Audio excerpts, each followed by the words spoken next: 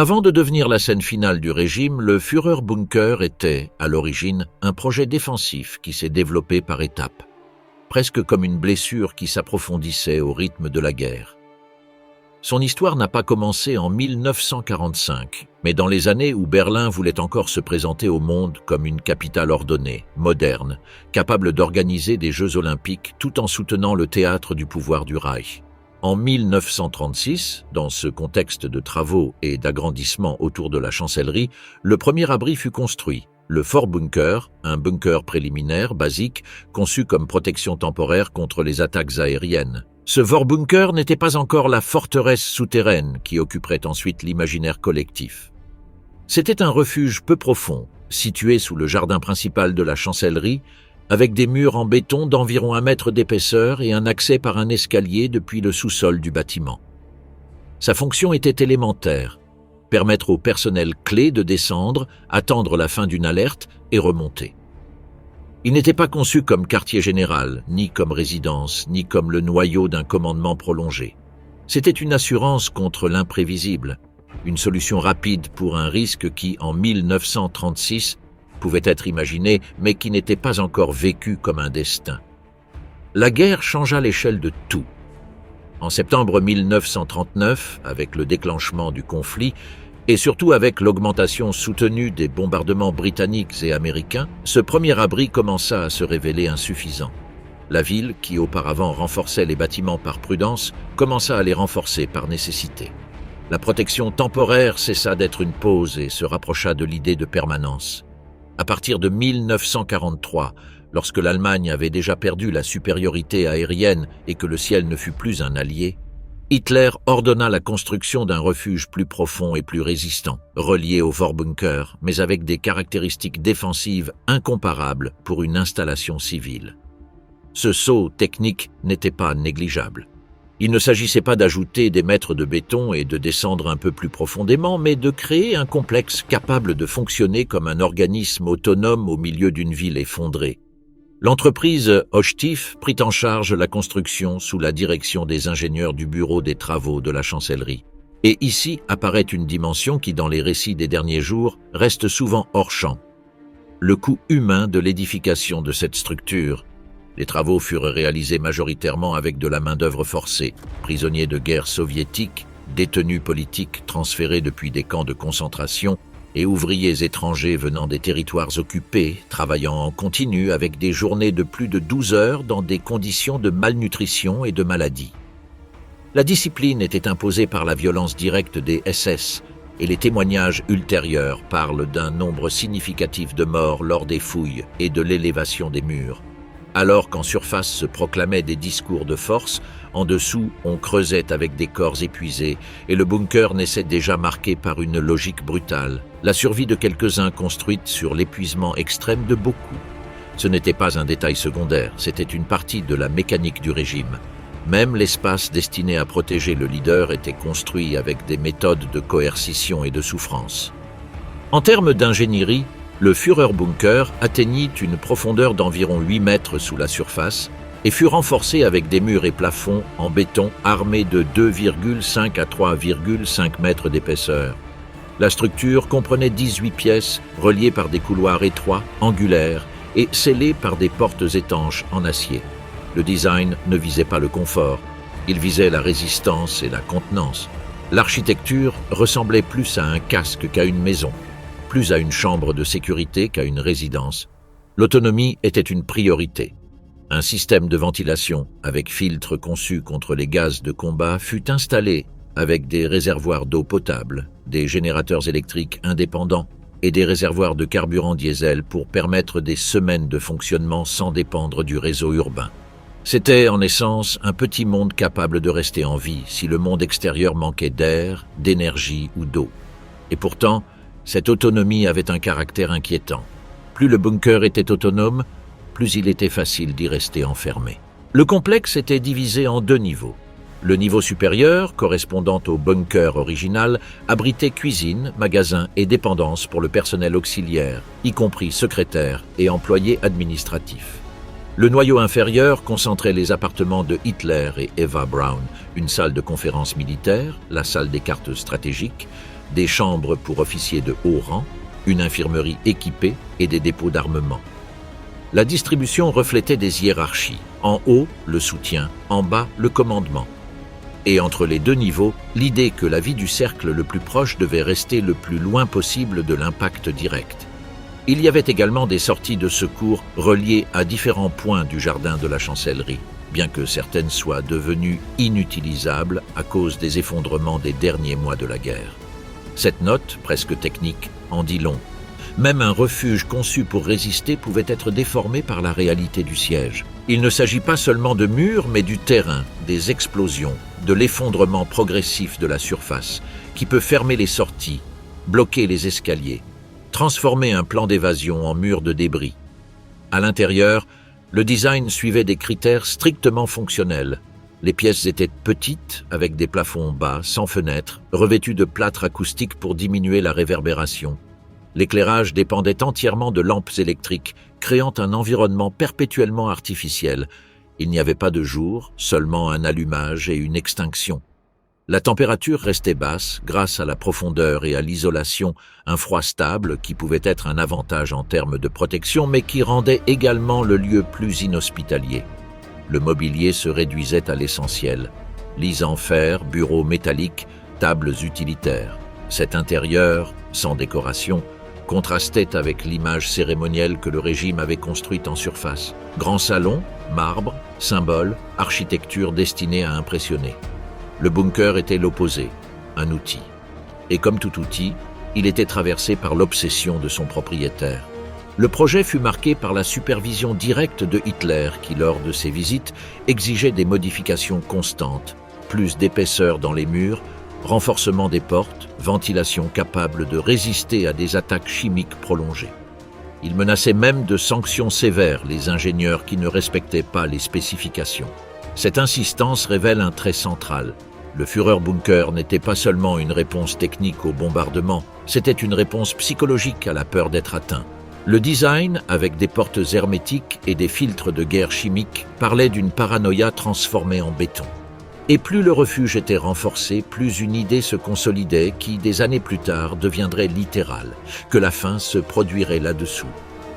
En avril 1945, le bunker existait déjà comme espace préparé, mais aussi comme scène. Il n'était pas seulement construit, il était chargé de sens. Il était devenu le lieu où le commandement se séparait du pays réel, où la guerre pouvait continuer sur le papier, tandis que le monde extérieur s'effondrait. Dans ces couloirs angulaires, la vie se réduisait à de petites routines. Ouvrir et fermer les portes en acier, traverser des couloirs étroits, descendre et monter entre les niveaux, tenir des conversations à voix basse pour que le son ne rebondisse pas sur les murs, dépendre du bourdonnement électrique pour sentir que le lieu fonctionnait toujours. La structure était conçue pour résister aux bombardements lourds et aux attaques chimiques, et cette même capacité de résistance en faisait un endroit difficile à abandonner lorsque la ville au-dessus n'offrait plus de passage sûr. Les derniers ordres, cartes, Führer et une fin écrite en messages courts. Le Führerbunker ne fonctionnait plus comme refuge lorsque Berlin se refermait sur elle-même. Il fonctionnait comme une salle de commandement isolée où la guerre continuait d'exister sous forme de flèches, de symboles et de noms d'unités, même si en surface ces unités se désintégraient. Pendant ces journées, les réunions d'évaluation tactique se transformaient en discussions chargées de reproches, les généraux devenant les cibles directes de la colère d'Hitler. La mécanique se répétait. Des nouvelles arrivaient confirmant un effondrement irréversible et pourtant il insistait obsessionnellement sur des contre-attaques sans base réelle, accompagnées de punitions sévères pour les officiers incapables de respecter des directives qui, en pratique, étaient impossibles. Le 22 avril, cet écart entre ordre et réalité explosa. Hitler constata que l'offensive du général Félix Steiner n'avait jamais eu lieu. Cela ne s'était pas produit par désobéissance, mais par manque total de troupes et de ressources. C'est alors qu'il éclata dans une crise de fureur extrême. Il cria que la guerre était définitivement perdue et que tout avait été trahi par ses propres commandants. Et après cette explosion, il prononça quelque chose qui, dans le bunker, résonna comme une sentence. Il annonça pour la première fois sa décision irrévocable de rester à Berlin jusqu'à la fin et d'y mourir si nécessaire. Cette annonce changea le climat interne.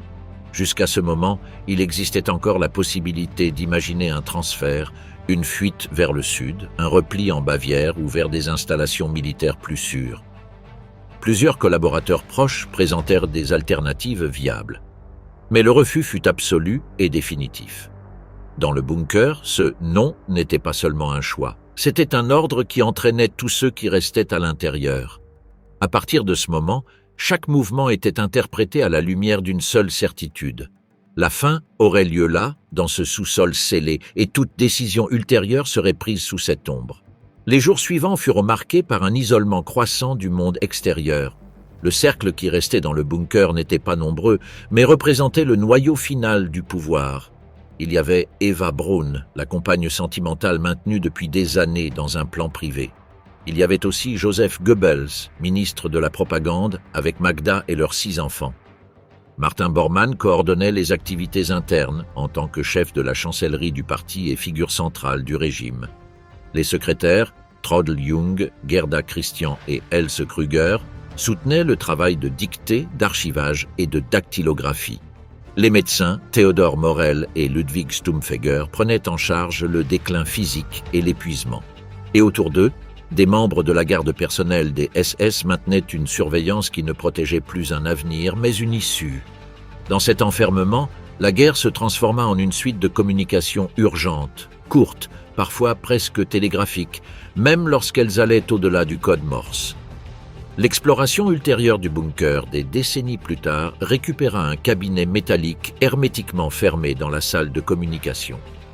À l'intérieur, il y avait des dossiers contenant des enregistrements de transmission Morse des derniers jours d'avril avec des messages datés du 28 au 30, destinés à des unités isolées ou au personnel interne. Parmi eux, un se distinguait par sa brièveté et son ton définitif. Pas de sortie. Procédure finale confirmée. Les chercheurs interprétèrent cette phrase comme une acceptation explicite qu'il n'y aurait ni évacuation ni reddition, que l'issue était planifiée à l'intérieur du bunker. Ce message correspond à ce qui se passa le 28 avril, lorsque Hitler reçut des rapports sur la trahison de Heinrich Himmler, qui avait tenté de négocier secrètement avec les alliés occidentaux sans connaissance ni autorisation. La révélation le mit dans une telle colère qu'il dicta des ordres immédiats d'arrestation contre celui qui avait été l'un de ses collaborateurs les plus proches pendant des décennies. Ce même jour, il reçut également des nouvelles de l'exécution de Benito Mussolini en Italie et de l'exposition publique de son cadavre. L'image de l'allié tombé, transformé en trophée, renforça sa conviction qu'il ne devait pas être capturé vivant en aucune circonstance. À l'intérieur du Führerbunker, cette conviction se traduisit par des décisions administratives et personnelles qui ne visaient plus la continuité du Reich, mais le contrôle de la fin. Pendant la nuit du 28 au 29 avril, il dicta à Traudl Jung son testament politique et son testament personnel. Dans le document politique, il justifia ses décisions, blâma les Juifs pour la catastrophe européenne et nomma des successeurs. Karl Dönitz comme président du Reich et Joseph Goebbels comme chancelier du nouveau gouvernement. Dans le testament privé, il reconnut officiellement sa relation avec Eva Braun et déclara son intention de l'épouser avant la fin. Ce fut une formalité tardive, rédigée à la hâte au milieu d'un siège, mais pleine de sens. Si le monde extérieur s'effondrait, il resterait au moins une trace écrite, une version contrôlée de ce qui s'était passé. Pendant ce temps, le commandement restait collé aux cartes. Cet élan est matériellement enregistré dans ce qui apparut des décennies plus tard dans le bureau privé d'Hitler. Des cartes de Berlin et de l'Europe centrale dans différents états de conservation, certaines désintégrées, d'autres collées par l'humidité. Sur une carte de Berlin, on distinguait des annotations au crayon rouge, des flèches et des symboles militaires représentant l'avancée soviétique sur la capitale. Des spécialistes en graphologie notèrent que plusieurs de ces annotations coïncidaient avec l'écriture d'Hitler, confirmant sa participation directe au suivi de la situation jusqu'à la fin. L'image qui se dégage est simple et brutale. Même après avoir annoncé qu'il mourrait à Berlin, il continuait à tracer des lignes sur le papier comme si l'acte de marquer la carte pouvait soutenir une forme de contrôle. Le bunker, alors, n'était pas seulement un refuge physique.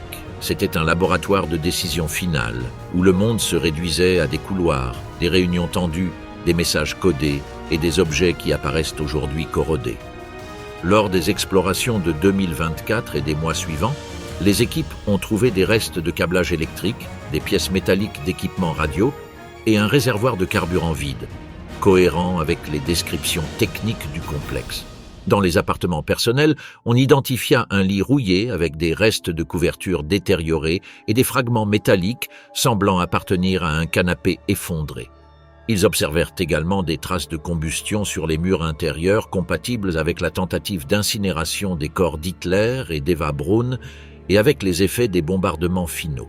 Chaque découverte physique semblait confirmer la transformation progressive du lieu, d'un centre opérationnel à un scénario de fermeture. Dans le cabinet scellé des communications, les messages morses datés entre le 28 et le 30 apparaissaient comme une narration compressée de l'effondrement, destinée aux unités isolées qui combattèrent déjà comme des îles. Et dans ce même ensemble de découvertes, la présence d'objets liés à la famille Goebbels se manifestait de manière inquiétante. Des lunettes métalliques correspondant à celles que Joseph Goebbels portait habituellement, selon les archives médicales de l'époque, et un lapin en peluche détérioré avec des taches de sang séchées, associées par les spécialistes à la présence documentée des 6 enfants empoisonnés avant le suicide de leurs parents. Testament et mariage. L'aube où le Reich est devenu papier. À l'intérieur du Führerbunker, la nuit du 28 avril n'était pas une nuit ordinaire. C'était le genre de nuit où tout se réduit à des décisions dont il n'y a pas de retour. La ville était assiégée, l'air en surface était un coup d'artillerie constant, et le monde extérieur devenait un murmure filtré par la ventilation mécanique. Là-dessous, le temps commençait à se mesurer autrement. Non pas par les horloges, mais par les communications arrivant en retard, par les visites à la salle des cartes, par la séquence répétée de portes en acier s'ouvrant et se fermant comme si chaque coup métallique rappelait l'enfermement. Hitler n'était plus dans la phase de nier la défaite. Il était dans la phase de gérer une fin. Le déclencheur immédiat fut la nouvelle de la manœuvre secrète de Heinrich Himmler, qui avait tenté de négocier avec les alliés occidentaux sans autorisation. L'information tomba comme une humiliation personnelle, et non comme un calcul politique. Pour Hitler, cet acte confirmait une idée qui mûrissait depuis des jours, que la défaite n'était pas seulement militaire, mais morale, que l'effondrement du Reich était aussi l'effondrement de la loyauté. Sa réponse fut immédiate et extrême. Il ordonna des arrestations et chercha à imposer des sanctions même lorsqu'il ne contrôlait plus ni le territoire ni l'appareil censé les exécuter. Mais cette même nuit arriva un autre coup, différent par sa nature. La nouvelle de l'exécution de Benito Mussolini et de l'exposition publique de son cadavre. Ce qui frappa Hitler ne fut pas seulement la mort de son allié, mais l'image du dirigeant vaincu transformé en objet. Cette vision résumait, de manière brutale, ce qu'il craignait comme destin personnel, être capturé vivant, être exhibé, être privé de la dernière parcelle de contrôle. À partir de ce moment, l'idée d'une issue fut effacée par une obsession. Si la fin était inévitable, elle devait au moins être une fin choisie. Pour cette raison, l'aube du 28 au 29 avril devint une sorte de course contre l'effondrement. Pas une course pour sauver le régime, mais pour fixer sa dernière version. Hitler dicta à sa secrétaire Traudl Jung 2 documents distincts, comme s'il ordonnait la clôture administrative d'une vie et d'un État en même temps. D'un côté, le testament politique, une justification complète de ses décisions, une réécriture des responsabilités et une structure de commandement final. De l'autre, le testament personnel, une formalité intime tardive dans laquelle il reconnaissait officiellement sa relation avec Eva Braun et stipulait qu'il se marierait avec elle avant la fin. Dans le bunker, l'acte de dictée était plus qu'une procédure. C'était une cérémonie froide. Les mots se transformaient en une forme de contrôle, la seule encore disponible.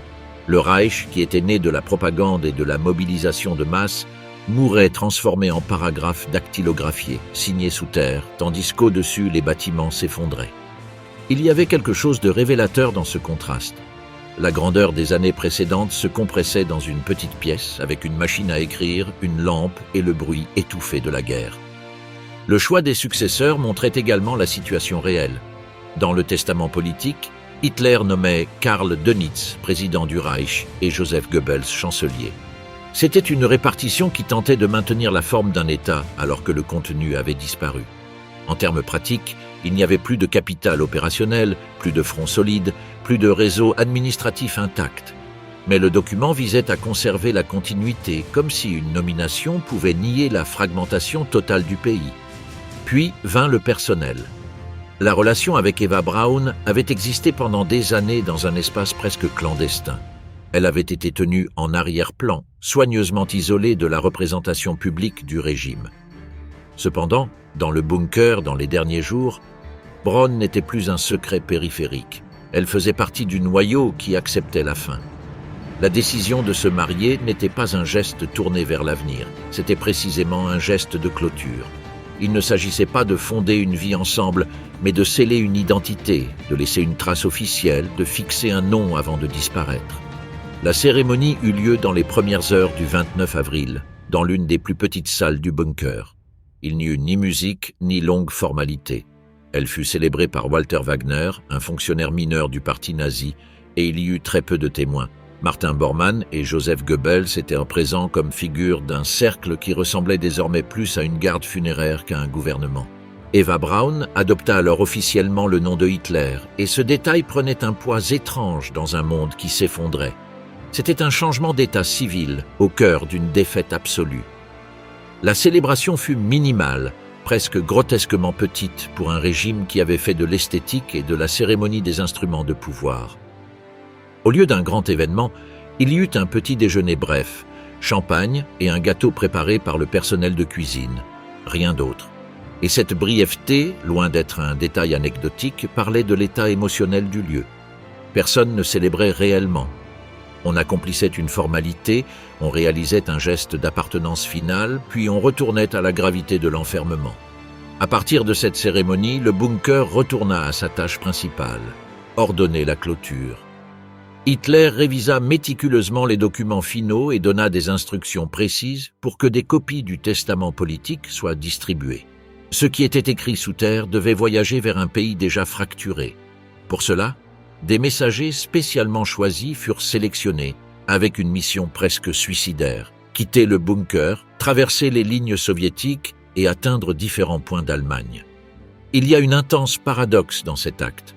Alors que le leader savait qu'il mourrait à Berlin, il avait encore besoin que sa parole circule, que le document survive même si son corps ne survivait pas. Certains messagers réussirent effectivement à remettre les textes. Cela permit qu'après la guerre, les documents existent comme preuve et comme pièce de reconstruction historique. Mais à ce moment-là, à l'intérieur du bunker, la distribution était également une forme d'auto-affirmation, une tentative de montrer que le commandement continuait d'opérer, qu'il pouvait encore ordonner autre chose que sa propre fin. Cette nuit et ce jour laissèrent une sensation qui, dans les récits ultérieurs, devint un schéma. La fin n'était pas un instant unique, c'était une accumulation de petites actions qui fermèrent des portes. Se marier, signer, dicter, nommer, sélectionner des messagers, réviser des documents. Chaque geste remplaçait les stratégies militaires qui n'avaient plus de sens. Le bunker se transformait, heure après heure, en un bureau de clôture. Et parallèlement, la machine de communication enregistrait l'inévitable en phrases courtes. Les messages transmis dans les derniers jours d'avril avaient le ton d'une structure déjà prête à s'éteindre. L'idée de procédure finale n'était pas une métaphore, c'était un résumé opérationnel. Il n'y aurait pas d'évacuation, pas de reddition, il y aurait un dénouement planifié à l'intérieur du bunker. La guerre, qui pendant des années avait été expansion, se réduisait à un point fixe. Lorsque l'aube se leva le 29 avril, le bunker était un lieu légèrement différent de la veille. Sur le papier, Hitler avait déjà conçu sa propre sortie du monde. Sur le plan personnel, il avait déjà formalisé ce qu'il avait gardé dans l'ombre pendant des années. Et sur le plan politique, il avait essayé de laisser une continuité qui ne pouvait en réalité pas être soutenue. Dehors, Berlin continuait de tomber. À l'intérieur, le régime était déjà en train de devenir archive. 30 avril, le coup de feu, le poison et le feu dans le jardin. Le 30 avril 1945 a commencé dans le Führerbunker avec un calme qui semblait hors de propos, comme si l'endroit avait appris à créer une normalité artificielle au milieu de l'effondrement. Hitler prit son petit déjeuner avec ses secrétaires sans élever trop la voix, avec ce type de conversation brève qui ne construisait pas l'avenir, mais remplissait simplement les minutes. Après le déjeuner, il se réunit avec les officiers pour évaluer une dernière fois la situation tactique. Mais il n'y avait plus de front organisé. Berlin était assiégé et les unités allemandes combattaient comme des points isolés qui reculaient sans réelle marge de manœuvre. Dans la salle des cartes, les lignes qui bougeaient autrefois avec espoir se rétractaient maintenant par pure inertie, et le commandement se contentait de constater ce que le bruit de l'artillerie indiquait depuis des jours. Dans cette atmosphère, le bunker fonctionnait comme une capsule qui suivait encore des règles internes, même si la ville au-dessus traversait sa phase finale. Les portes en acier s'ouvraient et se fermaient à plusieurs reprises, comme un rituel mécanique. Les couloirs, étroits et anguleux, accueillaient des regards qui évitaient de rester fixés trop longtemps. Personne ne demandait « que va-t-il se passer ?» car tout le monde le savait. La vraie question était « quand ?» et surtout « comment ?» Dans les premières heures de l'après-midi, Hitler fit quelque chose qui, dans la logique du régime, semblait presque intime. Il fit ses adieux individuellement à plusieurs membres de son cercle proche. Ce n'était pas un discours, il n'y eut aucun appel à l'action. Ce fut un parcours humain et sec, comme s'il clôturait une liste de noms avant de disparaître. Certains reçurent une poignée de main, d'autres une phrase brève. Les secrétaires le virent passer avec une rigidité qui n'était pas théâtrale. C'était le corps d'un homme qui ne dirigeait plus une guerre, mais une fin. À ce moment-là, sa décision n'était plus discutable. Elle avait déjà été mise en œuvre. Peu après, il se retira dans ses appartements privés, accompagné uniquement d'Eva Braun. Le geste était clair. Ce qui allait se passer devait rester le plus enfermé possible, sans public, sans intervention, sans témoin qui pourrait l'altérer. Dans le couloir extérieur, deux figures attendaient. Heinz Linge, son aide de chambre personnelle, et Martin Bormann. Ils restèrent à distance de la porte, avec cette immobilité tendue de ceux qui attendent un signal qu'ils ne veulent pas entendre, mais qu'ils savent inévitable. Le temps s'étira. Dans le bunker, le silence n'était pas absolu. Il y avait le bourdonnement électrique, l'air filtré, le coup sourd des explosions lointaines et parfois des vibrations parcourant les murs comme un écho souterrain. Cependant, dans cette attente, tout sembla suspendu en un point. Jusqu'à ce qu'environ à 15h30, un coup de feu sec se fasse entendre depuis l'intérieur de la pièce. Un son bref, définitif, qui n'avait pas besoin d'être répété. La réaction fut immédiate. Linge et Bormann entrèrent sans délai. Ce qu'ils trouvèrent, selon les témoignages ultérieurs, fut Hitler assis sur un canapé avec une blessure par balle à la tempe droite et Eva Braun morte par empoisonnement au cyanure. Hitler avait également ingéré une capsule de cyanure avant de se tirer dessus avec son pistolet personnel, un Walter PPK. L'arme se trouvait là, à côté des corps, ainsi que de petits flacons ayant contenu les capsules de poison. Il n'y eut aucune scène héroïque ni solennité cinématographique. La fin se produisit dans un espace clos, avec de petits objets capables de mettre fin à la vie de celui qui avait commandé des armées. Dans les secondes qui suivirent, le bunker cessa d'être un centre de commandement et devint une procédure. Il n'y avait pas de place pour un choc visible, car tout était déjà prévu. Hitler avait donné des instructions spécifiques. Son corps ne devait pas être laissé à la disposition de l'ennemi. Il ne voulait pas être exposé, il ne voulait pas devenir un trophée. Par conséquent, l'étape suivante ne fut ni de se lamenter, ni d'improviser. Ce fut exécuter un ordre. Ses plus proches assistants enveloppèrent les deux corps dans des couvertures militaires. Ils le firent avec soin, non par respect cérémonial, mais parce que le mouvement devait être rapide et propre. À ce moment-là, chaque retard signifiait un risque. Les combats approchaient, l'artillerie frappait, et le complexe pouvait être compromis à tout instant. Il fallait sortir les corps du bunker, les amener à la surface et les détruire avant que l'avancée soviétique n'atteigne le jardin de la chancellerie. L'opération était risquée par définition. Ils transportèrent les corps dans les jardins par des sorties reliant le sous-sol à la surface. Dehors, Berlin n'était pas une scène ouverte.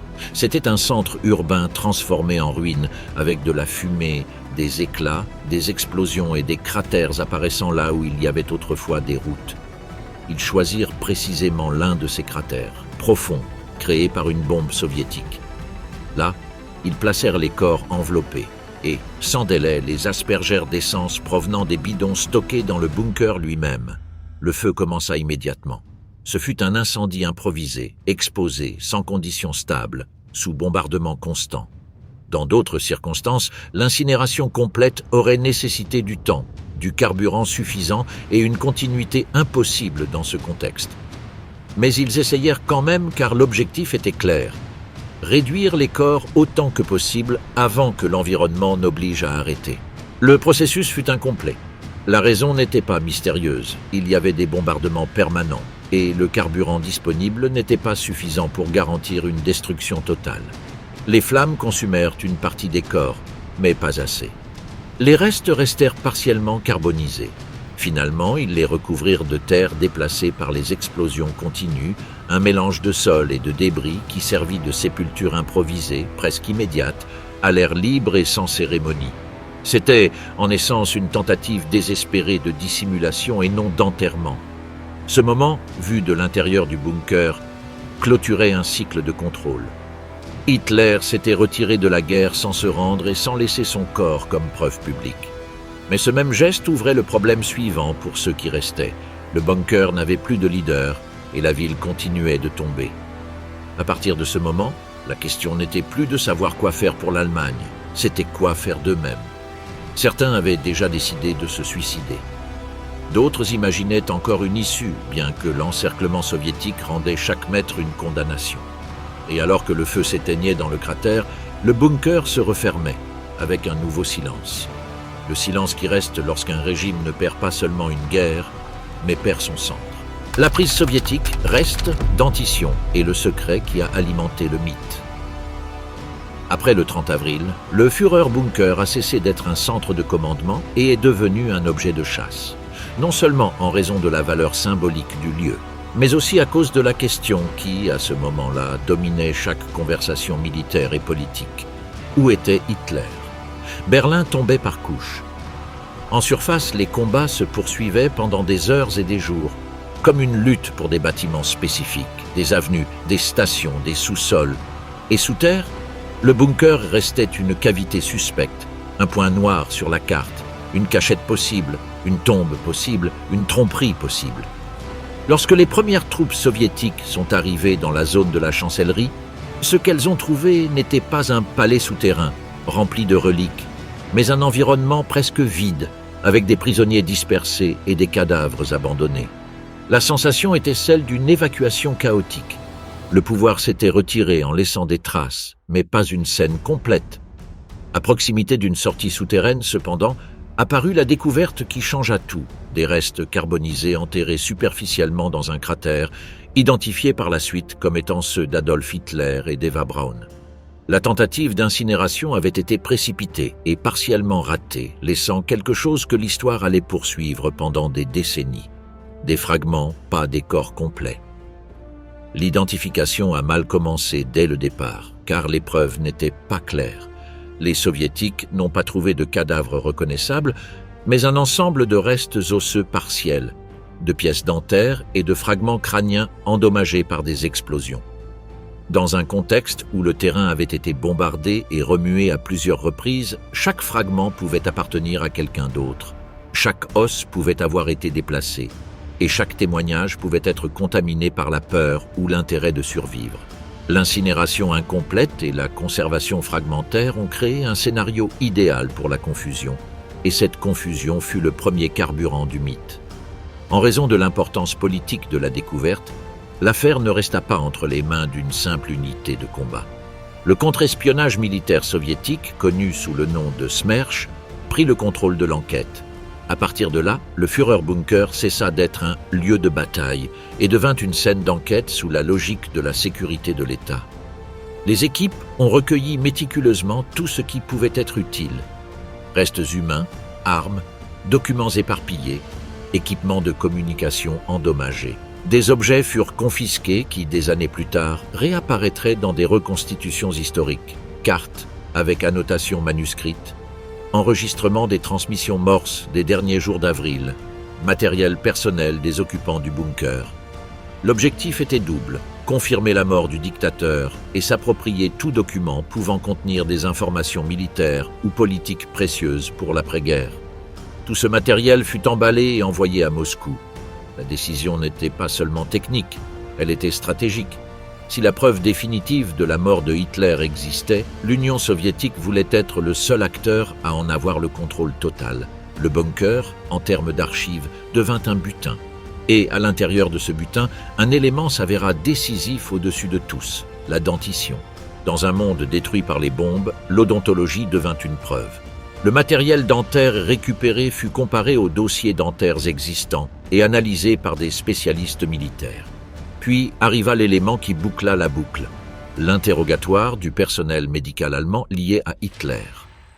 Parmi les interrogés se trouvait Kate Heussermann, assistante du dentiste Hugo Blaschke, qui confirma la correspondance exacte entre les restes récupérés et les interventions dentaires réalisées sur le dictateur, y compris prothèses et ponts dentaires. C'était une identification de précision chirurgicale au milieu du chaos.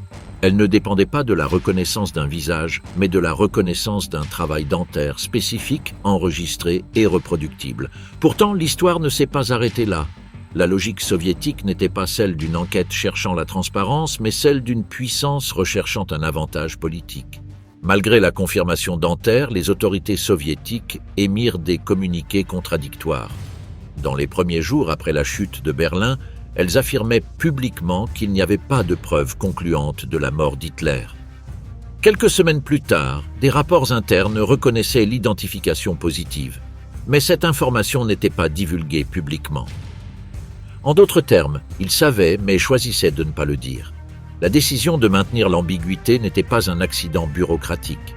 Selon les documents mentionnés dans le rapport, elle répondait à une détermination directe de Joseph Staline, qui considérait utile de maintenir l'incertitude comme outil politique dans l'après-guerre. Cette incertitude opérait à plusieurs niveaux. Elle semait le doute parmi les alliés occidentaux, alimentait les tensions diplomatiques et projetait l'image que l'Union soviétique était le seul acteur capable de s'approcher de la vérité sur les derniers jours du Reich. Cette stratégie s'exprima même dans des scénarios internationaux. Lors de la conférence de Potsdam, en juillet 1945, Staline informa Truman et Churchill qu'Hitler pourrait avoir échappé à Berlin. L'affirmation contredisait les preuves que ses propres services avaient déjà réunies. Mais il ne s'agissait pas d'une erreur, c'était une manœuvre. Dire « il a peut-être échappé » obligeait les autres à penser à des itinéraires de fuite, à des réseaux clandestins, à des négociations cachées. Cela transformait l'après-guerre immédiat en un terrain instable, utile à ceux qui contrôlaient l'information réelle. Parallèlement, la désinformation eut un effet d'expansion mondiale. Les services de renseignement des États-Unis, de Grande-Bretagne et de France ont recueilli des rapports de prétendus signalements. Certains le situaient en Espagne sous protection franquiste, d'autres dans des communautés allemandes en Argentine. L'absence de confirmation soviétique donnait de l'oxygène à ces hypothèses. Même lors des procès de Nuremberg, lorsque plusieurs dirigeants nazis affirmèrent qu'Hitler était mort à Berlin, persistait une impression internationale de manque de preuves concluantes. La presse inévitablement amplifia cette ambiguïté avec des titres contradictoires. Pour certains médias, la fin était confirmée. Pour d'autres, l'histoire restait ouverte. Pendant ce temps, au sein de l'Union soviétique, la garde des restes devint une question de sécurité nationale. Les documents mentionnent que les restes furent enterrés secrètement à Magdebourg après avoir été à nouveau incinérés, avec un emplacement exact classé secret. Des années plus tard, cette garde se poursuivit selon un protocole de silence extrême.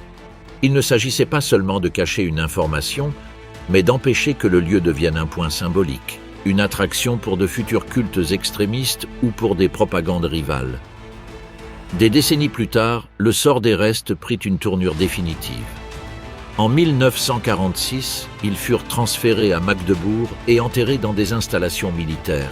Et en 1970, lors du transfert de ces installations à la République démocratique allemande, les restes furent exhumés, complètement incinérés, et les cendres jetées dans l'Elbe afin d'empêcher tout culte symbolique futur. Il ne s'agissait ni de justice ni de cérémonie, c'était une élimination administrative de l'objet.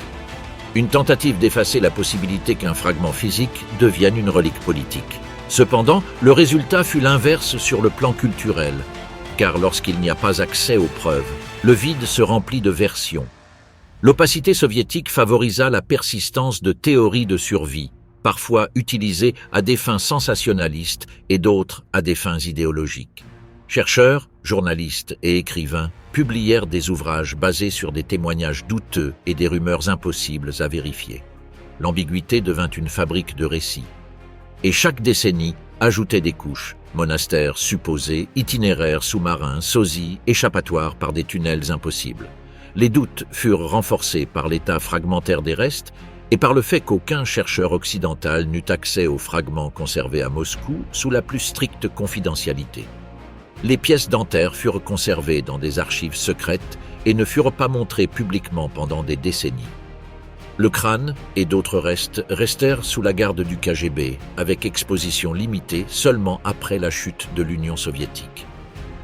Cette séquestration documentaire fonctionna comme une prolongation du bunker lui-même. Non seulement le lieu resta scellé, mais aussi les preuves furent scellées. Silence et effacement, démolition, RDA et disparition du lieu. Après la prise soviétique, le Führerbunker cessa d'être un centre de commandement et devint un problème politique. Ce n'était pas seulement un ensemble de pièces souterraines, c'était un symbole dangereux pour deux raisons opposées. Pour les vainqueurs, c'était le dernier théâtre du régime, un lieu qui pouvait nourrir des mythes s'il était laissé intact. Pour les survivants du nazisme, c'était un site potentiellement vénérable, un point de pèlerinage, un hôtel souterrain capable de survivre à la défaite. Cette double condition en faisait quelque chose qui ne pouvait pas être géré comme un simple bâtiment détruit. Dans les mois qui suivirent 1945, Berlin était une ville faite de ruines et d'urgences. Reconstruire n'était pas un projet esthétique, c'était une nécessité vitale. Il fallait dégager les rues, retirer les décombres, improviser des logements, rétablir les services de base. Dans ce contexte, le bunker aurait pu rester comme une cavité de plus, une structure en béton perdue parmi les débris. Mais il n'en fut rien. Il était associé à un nom qui continuait à avoir un poids mondial. C'est pourquoi, dès le départ, la priorité fut que le lieu ne reste pas accessible et que son existence ne se transforme pas en une narration parallèle à la reconstruction. La politique de gestion fut d'abord celle du contrôle et de l'obturation. La zone de la chancellerie devint un espace soumis à surveillance, avec des accès restreints et une vigilance constante. L'objectif était d'éviter que le lieu soit exploré par des curieux, des pilleurs ou de futurs admirateurs. Mais l'obturation ne résolvait pas le problème de fond. Tant que la structure était là, le mythe avait un corps possible. Un bunker est, par définition, quelque chose qui peut survivre au changement de surface. Tel fut le dilemme. Au cours des années suivantes, on tenta de le détruire. Et là apparaît une vérité inconfortable. Le Führerbunker était difficile à éliminer même avec une volonté politique. Ses murs et ses plafonds avaient été construits pour résister aux bombardements. Ce qui en temps de guerre était une protection, devint en temps de paix un obstacle à la démolition. Les autorités tentèrent de le faire exploser avec des explosifs, mais la structure résista en grande partie. Certaines sections s'effondrèrent, d'autres furent endommagées, mais le noyau profond continua d'exister comme un bloc obstiné. Le démolir complètement aurait nécessité un effort énorme en machines, explosifs et temps, dans une ville ayant des priorités de survie immédiate. C'est pourquoi la stratégie changea de détruire à enterrer et effacer. Les accès furent remplis, les entrées effondrées, le terrain recouvert de couches de débris. L'idée était simple. Si l'on ne pouvait pas l'éliminer, on pouvait le rendre invisible. Le bunker devait cesser d'être un lieu, devenir une absence. Lorsque Berlin fut divisé et que la zone passa sous le contrôle de la République démocratique allemande, le problème symbolique devint encore plus délicat. La RDA construisit sa légitimité sur un antifascisme d'État, une narration dans laquelle le nazisme était une maladie du passé vaincue par la libération soviétique. Permettre l'existence d'un sanctuaire souterrain en plein centre-ville n'entrait pas dans cette narration, non seulement à cause du risque d'un culte clandestin, mais parce que le lieu pouvait devenir une attraction morbide, un marché de curiosités historiques difficile à contrôler. La RDA ne voulait pas d'un monument involontaire. Elle voulait un vide. Ainsi, le plan n'était pas de muséifier ni d'expliquer, il était de disparaître. La zone fut urbanisée selon une logique d'effacement délibéré. Le paysage fut modifié, des infrastructures construites, des bâtiments érigés pour normaliser le site. Aucune plaque n'était posée, aucun souvenir public promu du point exact. Pendant des années, le lieu resta sous des couches de remblais et de travaux qui le rendaient inaccessible aux citoyens ordinaires. Le bunker continuait d'exister comme volume, mais son rapport avec la surface était coupé, comme si une blessure avait été scellée sous un pansement épais. Le résultat fut un paradoxe. L'effacement physique alimentait l'effacement narratif, mais l'effacement narratif alimentait l'imagination. Car lorsqu'un site aussi chargé d'histoire devient invisible, l'esprit humain tend à le compléter. Des rumeurs apparaissent, tunnels interminables, sorties secrètes, pièces intactes, portes qui s'ouvrent encore. Et chaque rumeur, même fausse, fonctionne comme une forme de présence. C'est le mécanisme classique du mythe. Moins on le voit, plus on y croit. Au fil des décennies, le centre de Berlin changea de peau plusieurs fois. La ville devint autre chose et ce autre devait réorganiser sa carte de mémoire. Quand le mur tomba et que l'Allemagne se réunit, la question des lieux du nazisme dans l'espace urbain réapparut avec une nouvelle intensité. Que faire de ces sites? Les signaler, les cacher, les expliquer, les laisser enfouis? Dans ce débat, le Führerbunker avait un problème supplémentaire. Son emplacement exact était connu des spécialistes, mais son accès était impraticable et surtout politiquement délicat. Dans les années qui suivirent à la réunification, la zone où se trouvait le bunker fut intégrée à une trame urbaine ordinaire, rues, immeubles résidentiels, parking.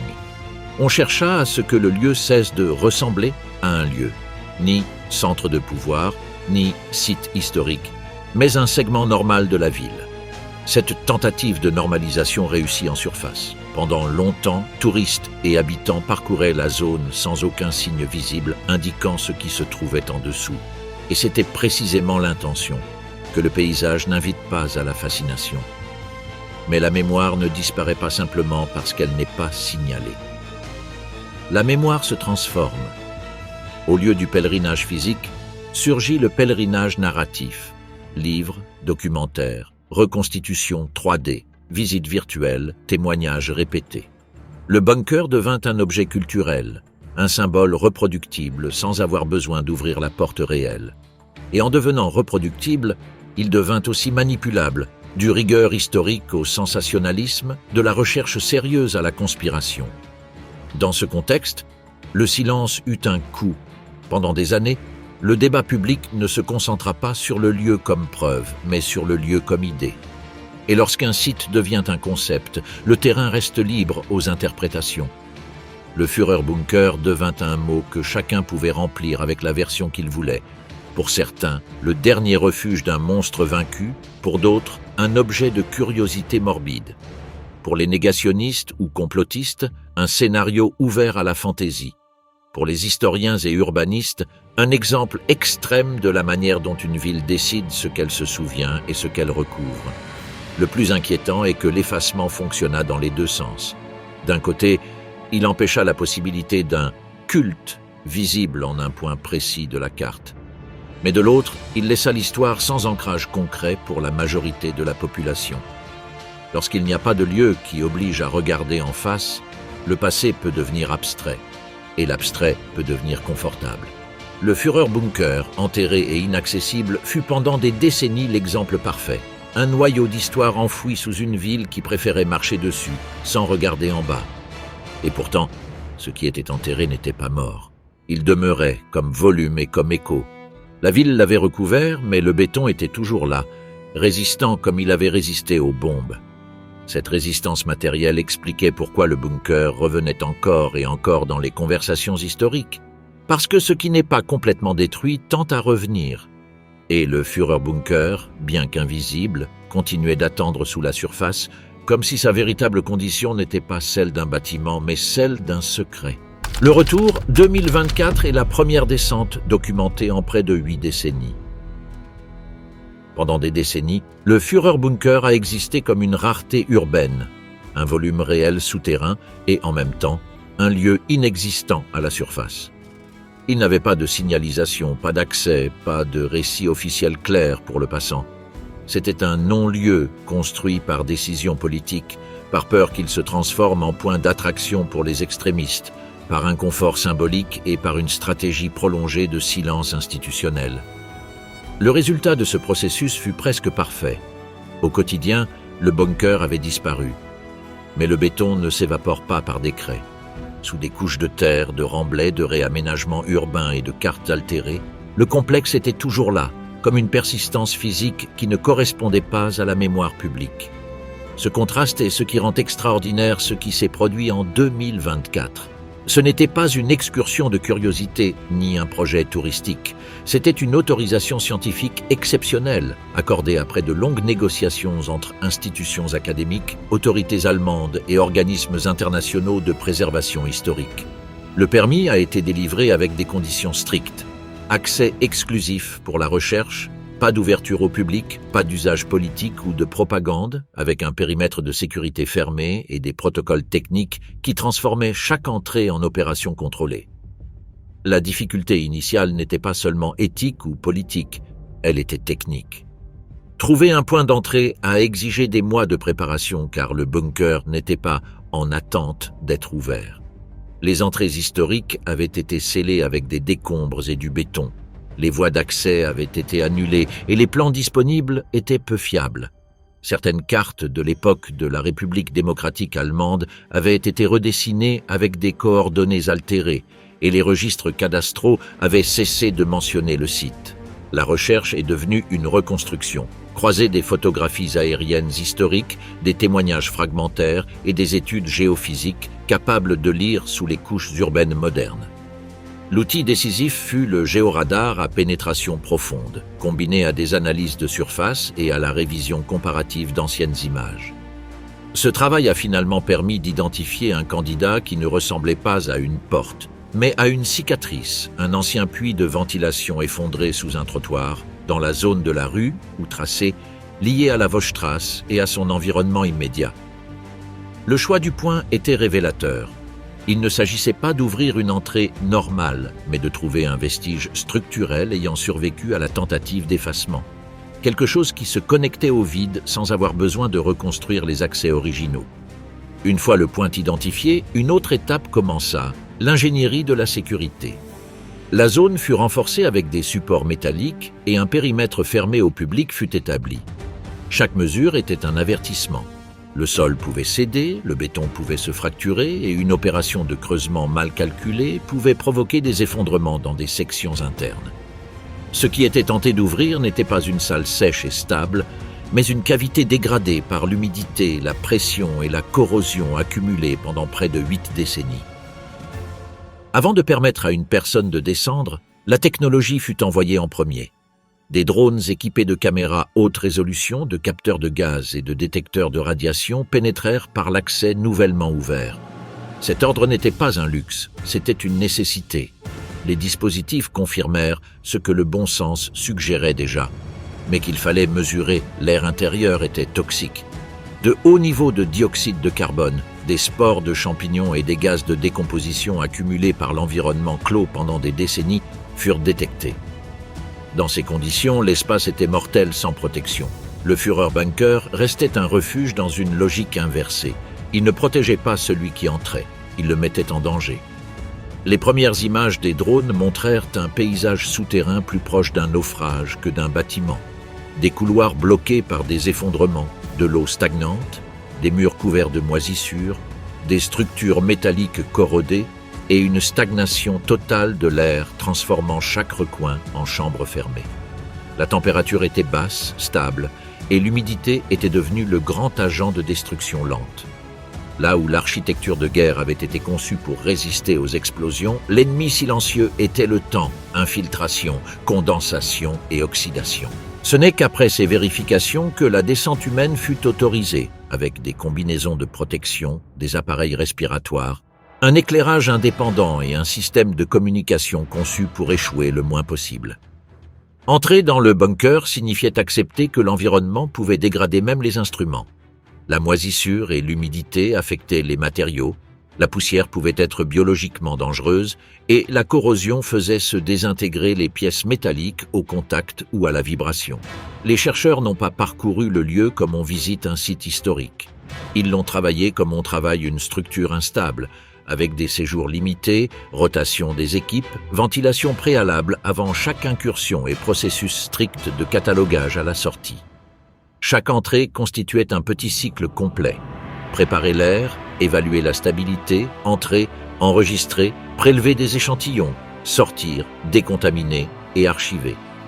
L'exploration s'est étendue sur des semaines précisément parce qu'elle ne pouvait être faite en une seule fois. La tension était permanente, le risque d'effondrement face aux besoins scientifiques de documentation précise. À l'intérieur du bunker, les premières découvertes n'étaient pas de grandes reliques, mais des signes techniques et matériels cohérents avec la structure décrite historiquement. On trouva des restes de câblage électrique, des pièces métalliques d'équipements radio et un réservoir de carburant vide. Dans les quartiers personnels, un lit rouillé, des restes d'une couverture détériorée et des fragments métalliques compatibles avec un canapé effondré furent identifiés. Des échantillons furent prélevés pour analyse chimique et médico-légale. Sur les murs intérieurs, on observa des traces de combustion compatibles avec des incendies et les effets des bombardements finaux, des marques agissant comme des cicatrices matérielles de 1945, non comme des récits. L'une des découvertes les plus sensibles eut lieu dans la salle de communication.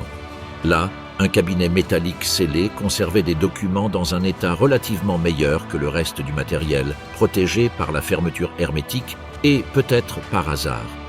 Certains papiers montraient encore des dates d'avril 1945. La scène était inquiétante. Dans un espace où presque tout se désintégrait, un cabinet fermé avait fonctionné comme une capsule secondaire, conservant des fragments de l'administration des derniers jours. Par protocole, ces documents n'ont pas été manipulés sur place plus que nécessaire. Ils furent transférés dans des laboratoires externes, dans des conditions contrôlées, car l'exposition à l'air pouvait accélérer leur dégradation. De petits objets personnels apparurent également, mais chargés de sens. Parmi eux, des lunettes métalliques corrodées et un petit jouet d'enfant détérioré. Leur origine exacte ne put être immédiatement déterminée au moment de la découverte, mais ils furent considérés comme pertinents pour une raison claire, la présence documentée de la famille Goebbels dans le bunker lors des derniers jours. Dans ce type d'exploration, un petit objet peut avoir plus de poids qu'un mur, car il connecte matériellement le lieu à une histoire humaine précise. La documentation fut aussi importante que la découverte.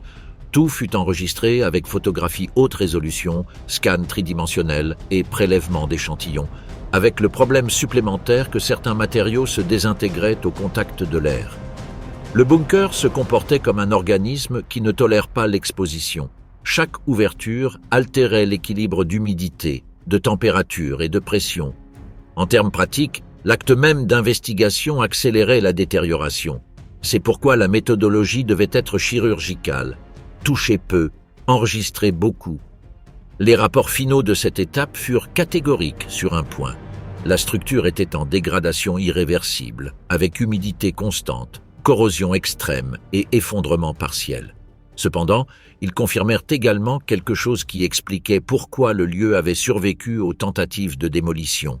La solidité des murs extérieurs, construits avec des épaisseurs supérieures à 3 mètres, avait permis qu'une partie significative du complexe reste debout malgré les explosions, les remblais et des décennies d'abandon scellé. Cette descente de 2024 fut donc plus qu'une simple entrée. Ce fut la première entrée humaine documentée en près de 80 ans, une rupture dans la continuité du silence institutionnel. Et la manière dont elle fut réalisée montra quelque chose d'essentiel. Le Führerbunker ne pouvait plus être visité comme un lieu. Il ne pouvait être abordé que comme une preuve fragile et dangereuse, où chaque minute sous terre devait justifier son risque par un fait concret. Épreuves et mythes, ce qui est resté, ce que l'on sait et ce qui n'a jamais cessé de revenir.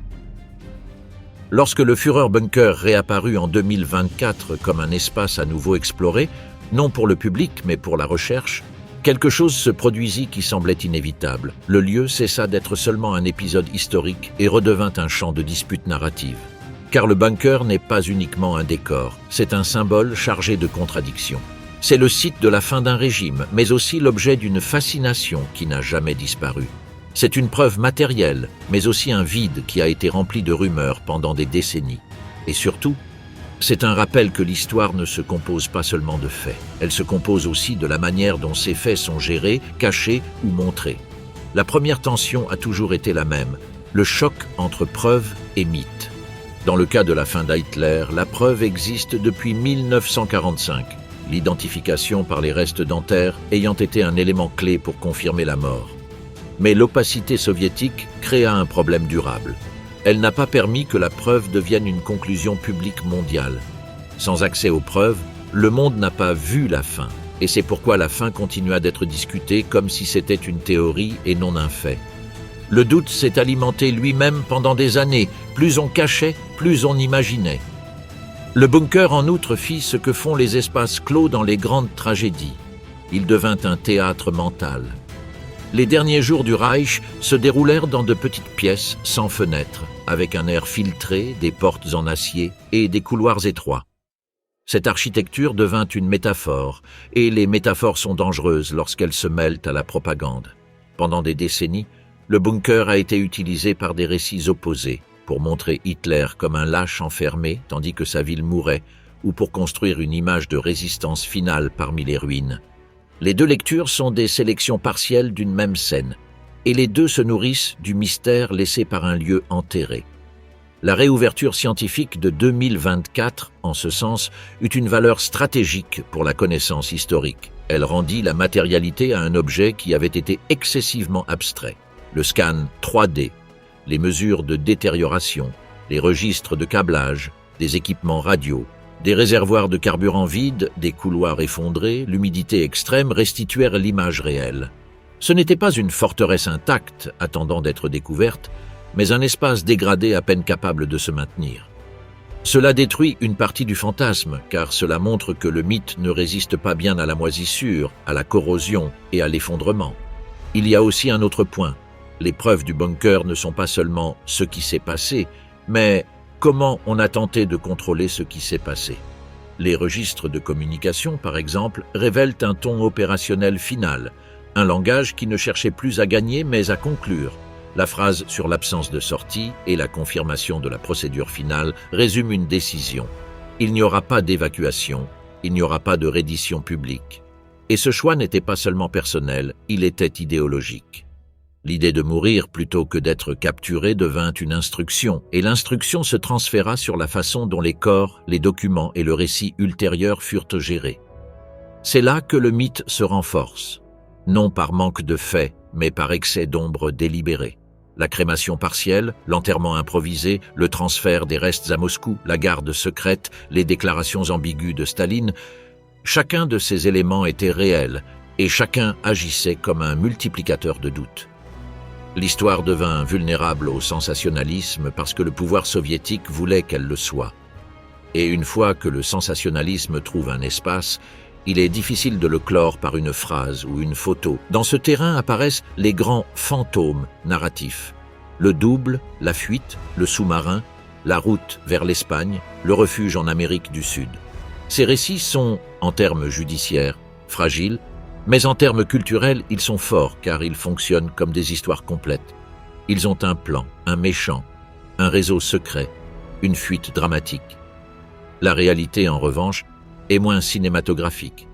Un homme enfermé, vieilli, vaincu, qui se suicide dans une pièce close avec une capsule et un coup de feu, puis est partiellement brûlé dans un cratère sous bombardement. La réalité est, bien souvent, trop sèche pour rivaliser avec la fiction. C'est pourquoi l'importance du Führerbunker dans le présent n'est pas seulement de décrire sa structure ou de répéter ce qui s'est passé. Il s'agit de comprendre ce qu'il représente dans la mémoire publique. En Allemagne, la gestion du lieu fut délibérément anti-spectacle. Il n'a pas été transformé en musée, il n'a pas été transformé en attraction. Pendant des années, on évita même de le signaler visiblement. L'objectif était d'empêcher la romantisation. Mais cette stratégie eut un effet secondaire. Elle laissa l'espace libre à l'imagination mondiale, aux documentaires sensationnalistes, aux doutes transformés en divertissement. La réouverture scientifique, cependant, visait une autre idée, ne pas faire du bunker un lieu de visite, mais un objet de documentation. Cette différence est cruciale. Documenter ne signifie pas glorifier. Documenter signifie enregistrer des données, mesures, plans réels, photographies vérifiables, analyses chimiques, scans tridimensionnels. Tout cela réduit la marge pour le mythe, bien qu'il ne l'élimine jamais complètement. Car le mythe, lorsqu'il s'enracine, ne se nourrit pas seulement de l'inconnu, il se nourrit du désir de croire.